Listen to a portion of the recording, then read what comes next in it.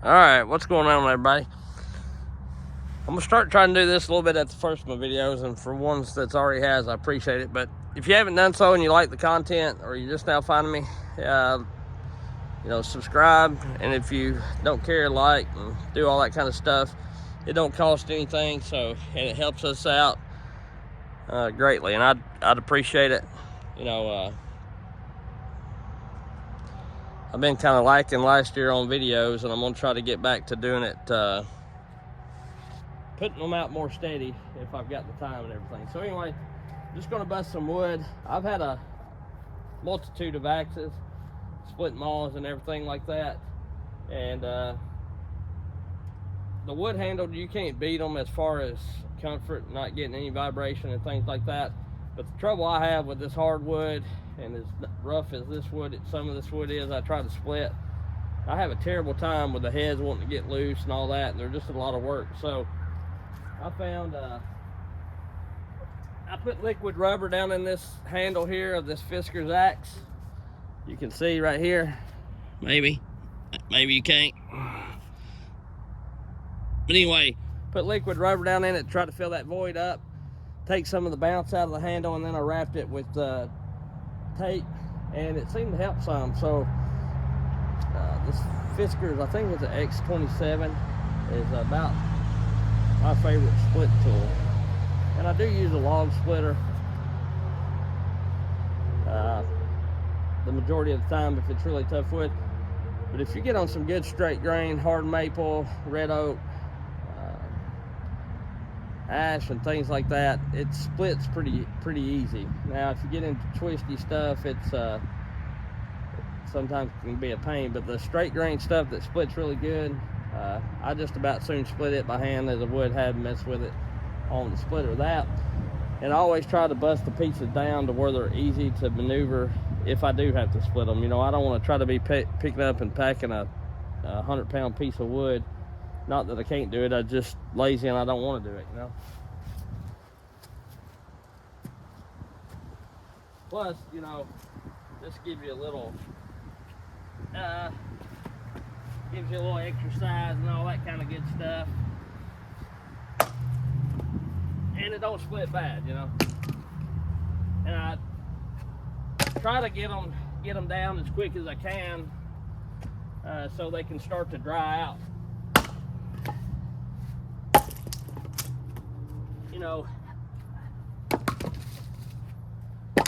If you leave them in the rounds, quite often they take a minute to dry out.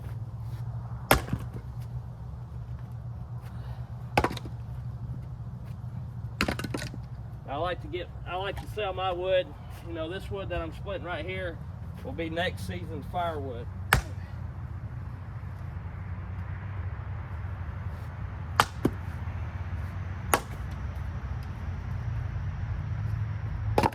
Now, if you left it in the rounds, just like in the log form, or even cut them and didn't split them, I feel like this wood will be pretty dry within 9 months to a year. October, November, this stuff will be pretty well ready. I cut it back at the end of December, I think, or the 1st of January, and this should be dry. Now, if I just left it log form and didn't split it down like this, it may not be dry by then. And a lot of it depends on, it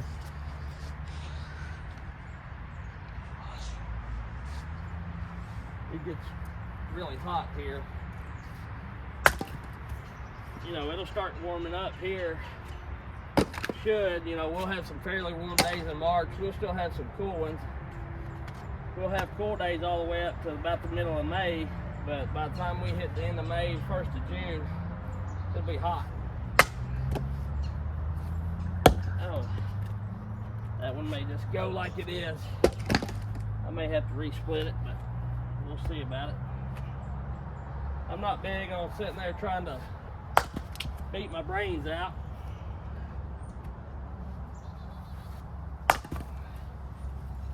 For sure. I was hauling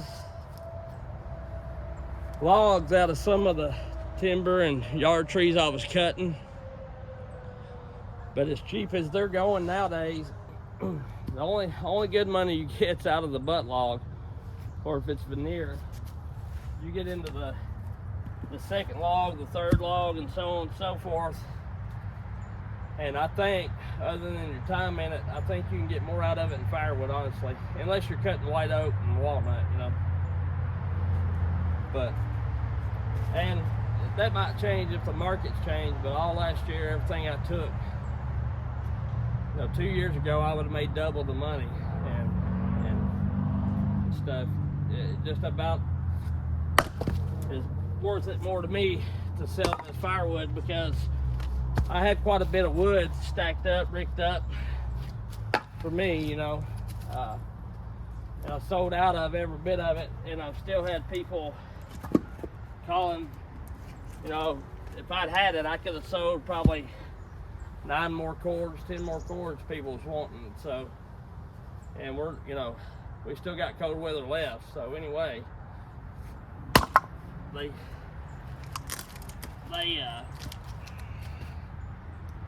may do that more.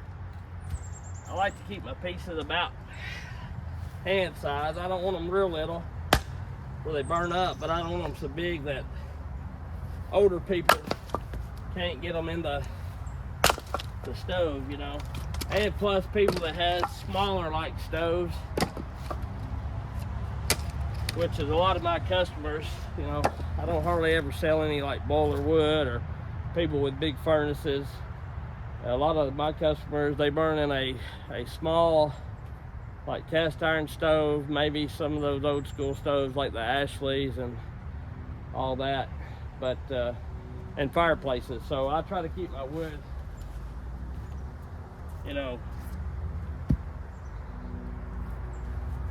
try to keep the majority of my customers happy. I've had some people complain, or not really complain, but you can tell they're not crazy about the wood being as small as it is. But those people, a lot of times they cut their own wood. They're just using my wood because it's too cold for them to cut, or they might have been a little lazy and didn't cut enough for themselves. Taking that earplug out because I can't tell how loud I'm talking. But yeah, I like to you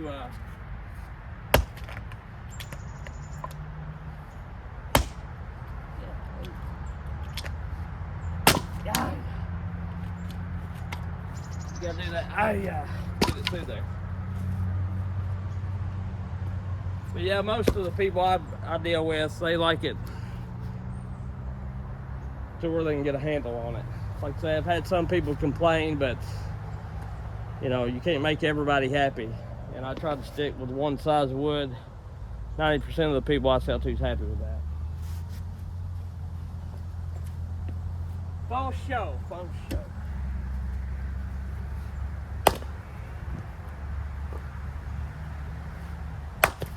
Oh, damn it, boy. I took my leg out. Let loose of my axe.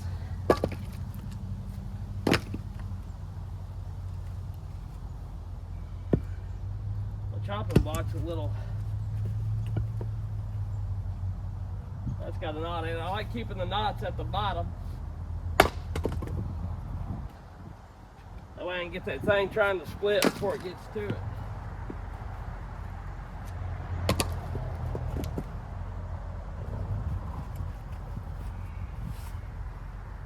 This will probably be a pretty tough piece. It split.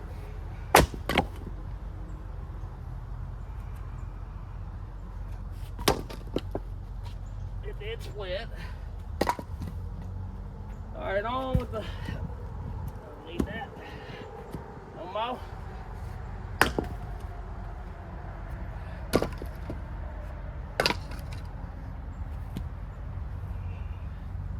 That probably would split on it for a bit.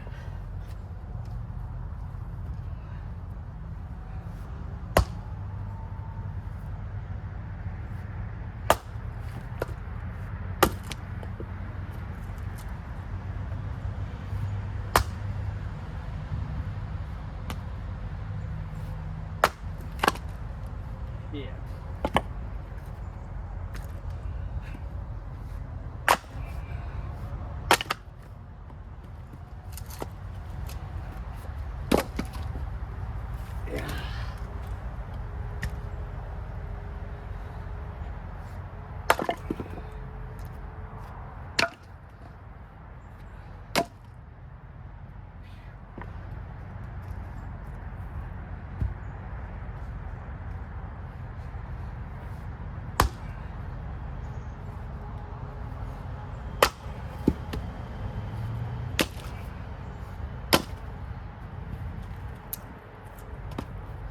Wow.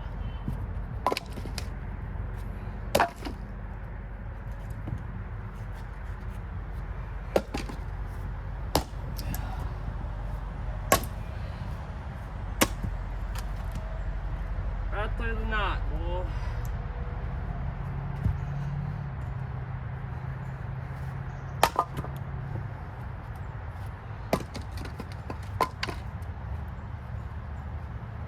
Not that knot.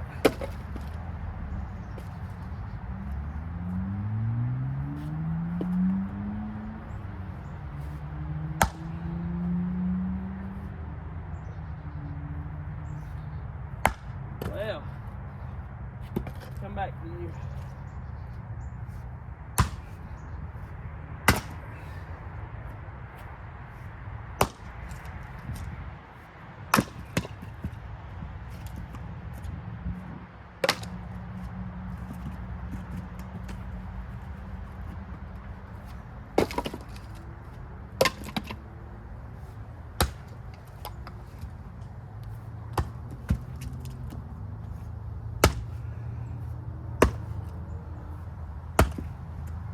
Big knot in that one.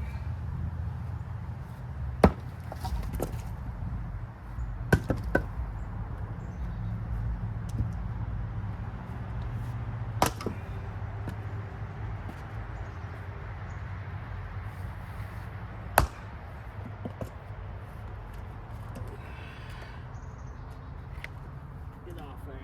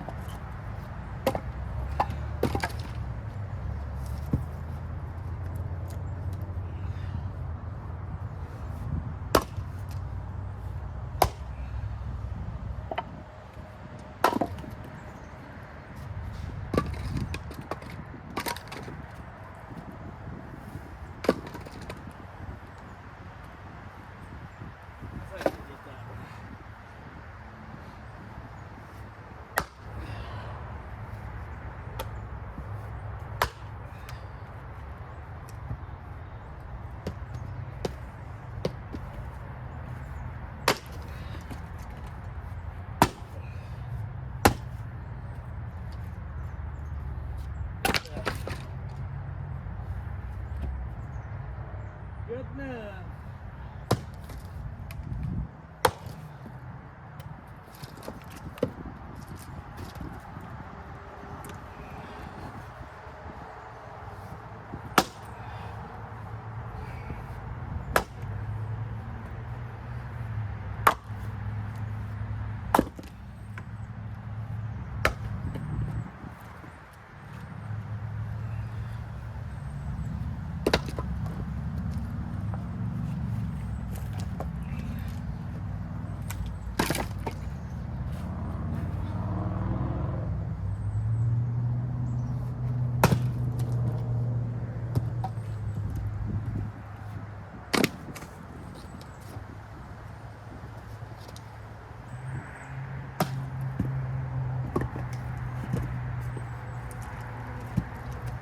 I don't make a lot of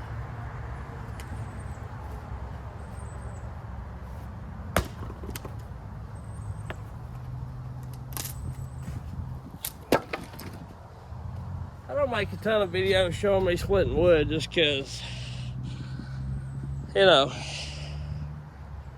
I feel like sometimes it can get a little monotonous, but if you got good straight grain wood, it's not bad.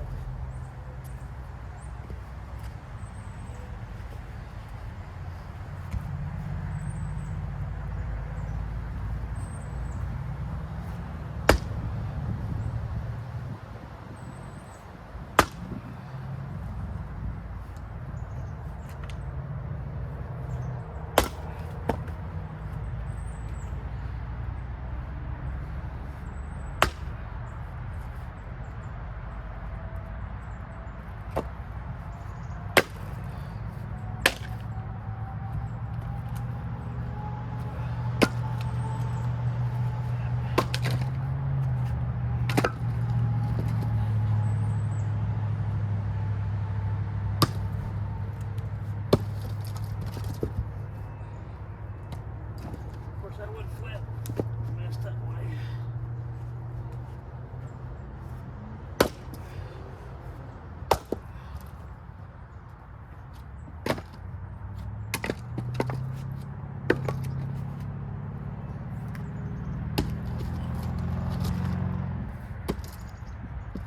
Oh, that's got a knot in her.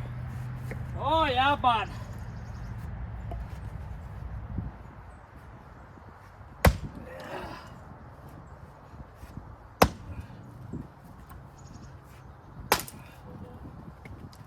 Oh yeah, bud.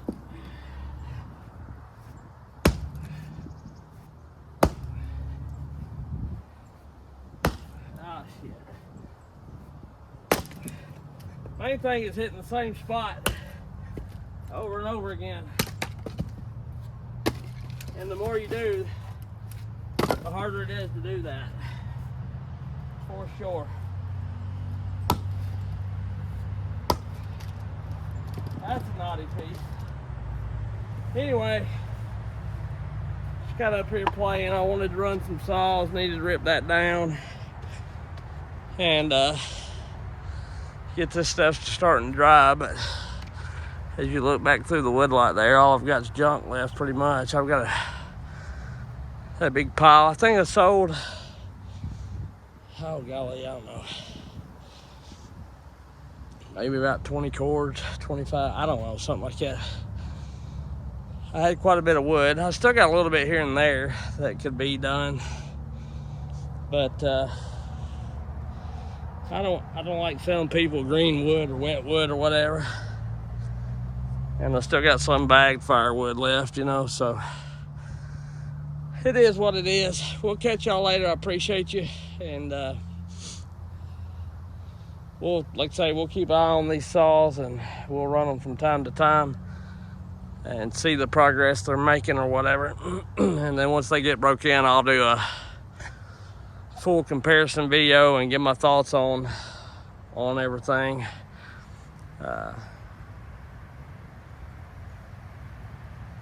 On the 400s and all that. So anyway, catch y'all later. Appreciate you. Thanks. See ya. I can't turn it off.